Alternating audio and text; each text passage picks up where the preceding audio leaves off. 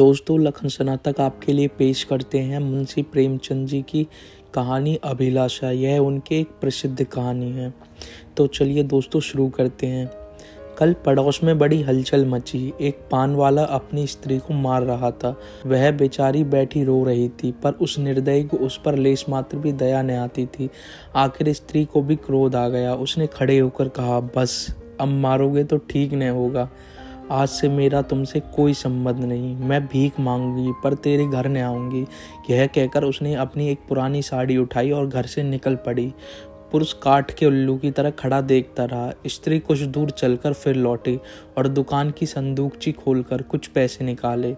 शायद अभी तक उसे ममता थी, पर उस निर्दयी ने तुरंत उसका हाथ पकड़कर पैसे छीन लिए।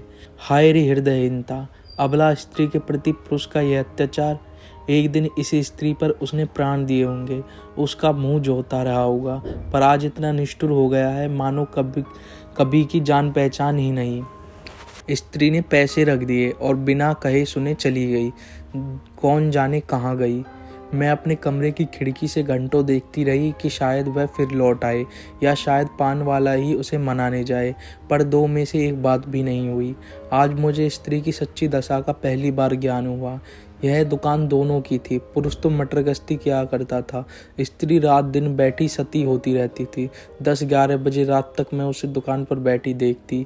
प्रातःकाल नींद खुलती तब भी उससे बैठी पाती। नोच खसोट काट कपट जितना पुरुष करता था उससे कुछ अधिक ही स्त्री करती थी। पर पुरुष सब कुछ है, स्त्री कुछ नहीं। पुरुष जब चाहे उसे निकाल बाहर कर सकता है। इस समस्या पर मेरा चित्त इतना शांत हो गया कि नींद आंखों से भाग गई। 12 बज गए और मैं बैठी रही। आकाश पर निर्मल चांदनी छिटकी हुई थी। निशानाथ अपने रतन जटित सिंहासन पर गर्व से फूले बैठे थे। बादल के छोटे छोटे टुकड़े धीरे धीरे चंद्रमा के समीप आते और फिर विकृत रूप में पृथक हो जाते, मानो सेतु वसना सुंदरियां उसके हाथों दलित और अपमानित होकर रुदन करती हुई चली जा रही हों।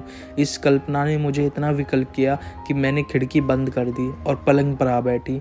मेरे प्रियतम निंद्रा में मगन थे। उनका तेजमय मुखमंडल इस समय मुझे कुछ चंद्रमा से ही मिलता जुलता मालूम हुआ। वही सास की छवि जिससे मेरे नेत्र तृप्त हो जाते थे, वही विशाल वक्ष था जिस पर सिर रखकर मैं अपने अंतस्थल में एक कोमल मधुर कंपन का अनुभव करती थी, वही सुदृढ़ बाहें थी जो मेरे गले में पड़ जाती थी तो मेरे हृदय में आनंद की हिलोरें सी उठने लगती थी। पर आज कितने दिन हुए मैंने उस मुख पर हंसी की उज्ज्वल रेखा नहीं देखी, न देखने को चित्त व्याकुल ही हुआ। कितने दिन हुए मैंने उस वक्ष पर सिर नहीं रखा और न वह बाहें मेरे गले में पड़ी। क्यों? क्या मैं कुछ और हो गई या पति देव ही कुछ और हो गई? अभी बहुत कुछ दिन भी तो नहीं बीते, कुल 5 साल हुए हैं। कुल 5 साल जब पति देव ने विकसित नेत्रों और ललायत अधरों से मेरा स्वागत किया था। मैं लज्जा से गर्दन झुकाए हुए थी। हृदय में कितनी प्रबल उत्कंठा हो रही थी कि उनकी मुख छवि देख लूं, पर लज्जावश सिर न उठा सकती। आखिर एक बार मैंने हिम्मत करके आंखें उठाई और यद्यपि दृष्टि आधे रास्ते से ही लौट आई, तो भी उस अर्ध दर्शन से मुझे जो आनंद मिला, क्या उसे कभी भूल सकती हूँ? वह चित्र अब भी मेरे हृदय पट पर खिंचा हुआ है। जब कभी उसका स्मरण आ जाता है, हृदय पुलकित हो उठता है। उस आनंद स्मृति में अब भी वही गुदगुदी, वही सनसनी है। लेकिन अब रात दिन उस छवि के दर्शन करती हूँ। उषा काल, प्रातःकाल, मध्यकाल, संध्याकाल, निशाकाल, 8 पहर उसको देखती हूँ, पर हृदय में गुदगुदी नहीं होती। वह मेरे सामने खड़े हुए मुझसे बातें किया करते हैं। मैं क्रोशिये की ओर देखती रहती हूँ। जब वह घर से निकलते थे तो मैं द्वार पर आकर खड़ी हो जाती थी, और जब वह पीछे फिरकर मुस्कुरा देते तो मुझे मानो स्वर्ग का राज्य मिल जाता था। मैं तीसरे पहर कोठे पर चढ़ जाती और उनके आने की बाट जोने लगती। उनको दूर से आते देखकर मैं उन्मत्त सी होकर नीचे आती और द्वार पर जाकर उनका अभिवादन करती। पर अब मुझे यह भी नहीं मालूम होता कि वह कब जाते हैं और कब आते हैं। जब बाहर का द्वार बंद हो जाता है तो समझ जाती हूँ कि वह चले गए, और जब द्वार खुलने की आवाज़ आती है तो समझ जाती हूँ कि आ गए। समझ नहीं आता कि मैं ही कुछ और हूँ या वो कुछ और हो गए। तब वह घर में बहुत न आते थे। जब उनकी आवाज़ कानों में आ जाती तो मेरी देह में बिजली सी दौड़ जाती थी। उनकी छोटी छोटी बातों, छोटे छोटे कामों को भी मैं अनुरक्त मुग्ध नेत्रों से देखा करती। वह जब छोटे लाला को गोद में उठाकर प्यार करते थे, जब टॉमी का सिर थपथपाकर उसे लेटा देते थे, जब बूढ़ी भक्तिन को चिढ़ाकर बाहर भाग जाते थे, जब बाल्टियों में पानी भर भर पौधों को सींचते थे, तब ये आंखें उसी ओर लगी रहती। पर अब वह सारे दिन घर में रहते हैं, मेरे सामने हंसते हैं, बोलते हैं, मुझे खबर भी नहीं होती, न जाने क्यों। तब किसी दिन उन्होंने फूल का एक गुलदस्ता मेरे हाथ में रख दिया और मुस्कुराए। वह प्रणय का उपहार पाकर मैं फूली न समाई थी। केवल थोड़े से फूल और पत्तियां थी, पर उन्हें देखने से मेरी आंखें किसी भांति तृप्त न होती थी। कुछ देर हाथ में लिए रही, फिर अपनी मेज पर फूलदान में रख दिया। कोई काम करती होती तो बार बार आकर उस गुलदस्ते को देख जाती। कितनी बार उसे आंखों से लगाया, कितनी बार उसे चूमा। कोई 1,00,000 रुपए भी देता तो उसे न देती। उसकी एक एक पंखड़ी मेरे लिए रतन थी। वह जब मुरझा गया तो मैंने उसे उठाकर अपने बॉक्स में रख दिया। तब से उन्होंने मुझे ना जाने कितने हजारों उपहार दिए, रतन जटित आभूषण, एक से एक बहुमूल्य वस्त्र और गुलदस्ते तो प्राय नित्य ही लाते। लेकिन इन चीज़ों को पाकर वह उल्लास नहीं होता। मैं उन चीज़ों को पहनकर आईने में अपना रूप देखती और गर्व से फूल उठती। अपनी हमजोलियों को दिखाकर अपना गौरव और उनकी ईर्ष्या बढ़ाती। बस अब थोड़े ही दिन हुए हैं, उन्होंने मुझे चंद्रहार दिया है। जो उसे देखता मोहित हो जाता। मैं उसकी बनावट और सजावट पर मुग्ध हूँ। मैंने अपना संदूक खोला और उस गुलदस्ते को निकाल लाई। आहा, उसे हाथ में लेते ही मेरी एक एक नस में बिजली दौड़ गई। हृदय के सारे तार कंपित हो गए। वह सूखी हुई पंखड़ियाँ जो अब पीले रंग की हो गई थी, बोलती हुई मालूम होती थी। उसके सूखे मुरझाए हुए मुख से ऐसा फुटित कंपित अनुराग में डूबे शब्द साए साए करके निकलते हुए जान पड़ते थे। किंतु वह रतन जडित कांति से दमकता हुआ हार स्वर्ण और पत्थरों का एक समूह था, जिसमें प्राण न थे, संज्ञा न थी, मर्म न था। मैंने फिर गुलदस्ते को चूमा, कंठ से लगाया, आदर नेत्रों से सींचा, फिर संदूक में रखाई। आभूषणों से भरा हुआ संदूक भी उस एक स्मृति चिन्ह के सामने तुच्छ था। यह क्या रहस्य था? फिर मुझे उनके एक पुराने पत्र की याद आ गई। उसे उन्होंने कॉलेज से मेरे पास भेजा था। उसे पढ़कर मेरे हृदय में जो आनंद हुआ था, जो तूफान उठा था, आंखों से जो नदी बही थी, क्या उसे कभी भूल सकती हूँ? उस पत्र को मैंने अपनी सुहाग की पिटारी में रख दिया था। इस समय उस पत्र को पढ़ने की प्रबल इच्छा हुई। मैंने पिटारी से वह पत्र निकाला। उसे स्पर्श करते ही मेरे हाथ कांपने लगे, हृदय में धड़कन होने लगी। मैं कितनी देर उसे हाथों में लिए खड़ी रही, कह नहीं सकती। मुझे ऐसा मालूम हुआ कि मैं फिर वही हो गई जो पत्र पाते समय थी। उस पत्र में क्या प्रेम के कवित्व में उदार थे? क्या प्रेम की साहित्यिक विवेचना थी? क्या वियोग व्यथा का करुण कर्दन था? उसमें तो प्रेम का एक शब्द भी न था। लिखा था, कामनी, तुमने 8 दिनों से कोई पत्र नहीं लिखा, क्यों नहीं लिखा? अगर तुम मुझे पत्र न लिखोगी तो मैं होली की छुट्टियों में घर न आऊँगा, इतना समझ लो। आखिर तुम सारे दिन क्या करती हो? मेरे उपन्यासों की अलमारी खोल ली है क्या? आपने मेरी अलमारी क्यों खोली? समझती होंगी मैं पत्र न लिखूंगी तो बच्चा खूब रोएंगे और हैरान होंगे। यहाँ इसकी परवाह नहीं। 9 बजे रात को सोता हूँ तो 8 बजे उठता हूँ। कोई चिंता है तो यही कि फेल न हो जाऊं। अगर फेल हुआ तो तुम जानोगी। कितना सरल, भोले भाले हृदय से निकला हुआ, निष्कपट, मानपूर्ण आग्रह, आतंक से पत्र भरा हुआ था। मानो उसका सारा उत्तरदायित्व तो मेरे ही ऊपर था। ऐसी धमकी क्या आप भी मुझे दे सकते हैं? कभी नहीं। ऐसी धमकी वही दे सकता है जो न मिल सकने की व्यथा को जानता हो, उसका अनुभव करता हो। पतिदेव अब जानते हैं इस धमकी का मुझ पर कोई असर न होगा। मैं हंसूंगी और आराम से सो जाऊंगी, क्योंकि मैं जानती हूँ वह अवश्य आएंगे। उनके लिए ठिकाना ही कहाँ है, जा ही कहाँ सकते हैं।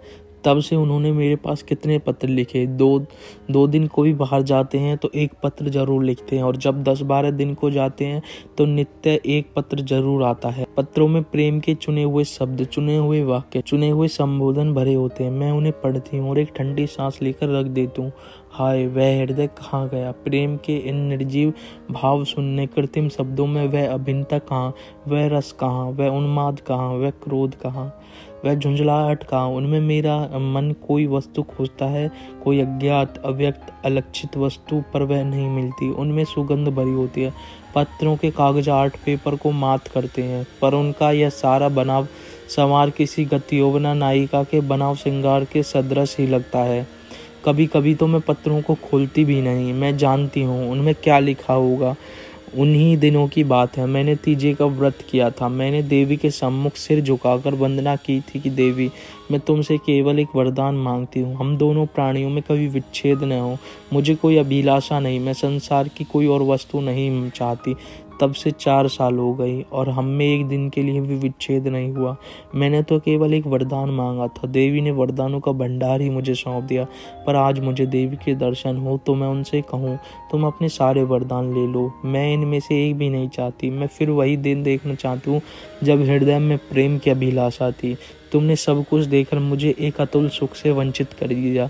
अभिलाषा में था मैं अब की देवी से वह दिन दिखाने की प्रार्थना करूं जब मैं किसी निर्जल जल तट और सघन वन में अपने प्रियतम को ढूंढती फिरूं। नदी की लहरों से कहूं, मेरे प्रियतम को तुमने देखा। वृक्षों से पूछूं, मेरे प्रियतम कहाँ गए। क्या वह सुख मुझे कभी प्राप्त न होगा। उसी समय मंद शीतल पवन चलने लगा। मैं खिड़की के बाहर से निकाले खड़ी थी। पवन के झोंके से मेरे केश की लटें बिखरने लगी। मुझे ऐसा आभास हुआ मानो मेरे प्रियतम वायु के उन उच्छ्वासों में हैं। फिर मैंने आकाश की ओर देखा। चांद की किरणें चांदी के जगमगाते तारों की भांति आंखों से आंख मिचोली सी खेल रही थी। आंखें बंद करते समय सामने आ जाती, पर आंखें खोलते ही अदृश्य हो जाती थी। मुझे उस समय ऐसा आभास हुआ कि मेरे प्रियतम उन्हीं जगमगाते तारों पर बैठे आकाश से उतर रहे हैं। उसी समय किसी ने गाया, अनोखे से नेही के त्याग, निराले पीड़ा के संसार, कहाँ होते हो अंतर्धान, लुटा कर के सोने सा प्यार, लुटा कर के सोने सा प्यार। यह पद मेरे मर्म स्थल को तीर की भांति छेदता हुआ कहाँ चला गया नहीं जानती। मेरे रोए खड़े हो गए, आंखों से आंसुओं की झड़ी लग गई। ऐसा मालूम हुआ जैसे कोई मेरे प्रियतम को मेरे हृदय से निकाल लिया जाता है। मैं जोर से चिल्ला पड़ी। उसी समय पति देव की नींद टूट गई। वह मेरे पास आकर बोले, क्या अभी तुम चिल्लाई थी। अरे तुम रो रही हो, क्या बात है, कोई सपन तो नहीं देखा। मैंने सिसकते हुए कहा, रो न तो क्या हंसूं। स्वामी ने मेरा हाथ पकड़कर कहा, क्यों, रोने का कोई कारण है या यूं ही रोना चाहती हो। क्या मेरे रोने का कारण तुम नहीं जानते। मैंने पूछा। मैं तुम्हारे दिल की बात कैसे जान सकता हूँ। उन्होंने कहा, तुमने जानने की चेष्टा कभी की है। मुझे इसका सान गुमान भी नहीं था कि तुम्हारे रोने का कोई कारण हो सकता है। उन्होंने कहा। मैंने बोला, तुमने तो बहुत कुछ पढ़ा है, क्या तुम ऐसी बातें कह सकते हो। स्वामी ने विस्मय में पढ़कर कहा, तुम तो पहेलियां बुझवा दी हो। क्यों, क्या तुम कभी नहीं रोते। मैंने कहा। उन्होंने कहा, मैं क्यों रोने लगा, तुम्हें अब कोई अभिलाषा नहीं। मेरी सबसे बड़ी अभिलाषा पूरी हो गई, अब मैं और कुछ नहीं चाहता, पतिदेव ने जवाब दिया। यह कहते हुए पतिदेव मुस्कुराए और मुझे गले से लिपटाने के लिए बढ़े। उनकी यह हृदयहीनता इस समय मुझे बहुत बुरी लगी। मैंने उन्हें हाथों से पीछे हटाकर कहा, मैं इस स्वांग को प्रेम नहीं समझती। जो कभी रो नहीं सकता वह प्रेम नहीं कर सकता।